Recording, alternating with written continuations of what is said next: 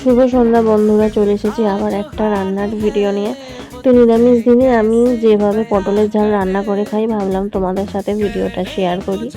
তো দেখো, পটলের ঝালের জন্য প্রথমেই আমাদের লাগছে পটল। তো আমি এখানে পটল ভালো করে কেটে ধুয়ে রেখে দিয়েছি।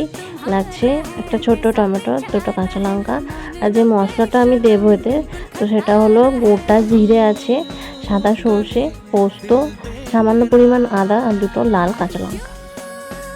তো কড়াতে প্রথমে আমি অল্প পরিমাণ তেল দিয়ে পটলেতে নুন হলুদ দিয়ে হালকা করে ভেজে নেব।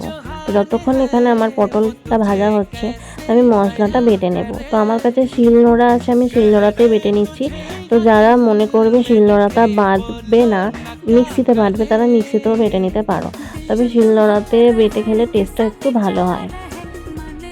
তো আমার ওখানে পটল ভাজা হয়ে গেলে আমি পটলটা তুলে রেখে দিয়ে দিয়েছি টমেটো আর দুটো কাঁচা লঙ্কা।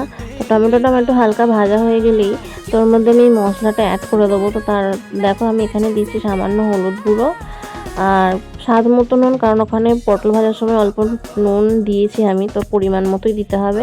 আর সামান্য একটু চিনি দিয়েছি, যদি তোমাদের মনে হয় চিনিটা দেবো না, তো তোমরা চিনিটা নাও দিতে পারো। তো মশলাটা আমি ততক্ষণ পর্যন্ত কষবো যতক্ষণ না এর থেকে তেল ছেড়ে আসছে।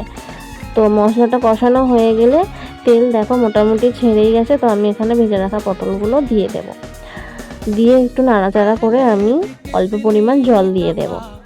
তো এইটা একটু গা মাখা খেতে হয়। আমি এটা একটু ঝোল ঝোল মতো রেখেছিলাম, কারণ সেদিনকে আমি ডাল করিনি, আর সামান্য একটু সব রকম সবজি দিয়ে একটা তরকারি করেছিলাম, যেহেতু খাওয়া যাবে না বলে। তো আমি একটু ঝোল ঝোল মতো রেখেছি। তোমরা যখন করবে এটা বাড়িতে, অবশ্যই গা মাখা করবে, খুবই ভালো টেস্ট হয় খেতে, গরম ভাতের সাথে খুবই ভালো লাগে খেতে।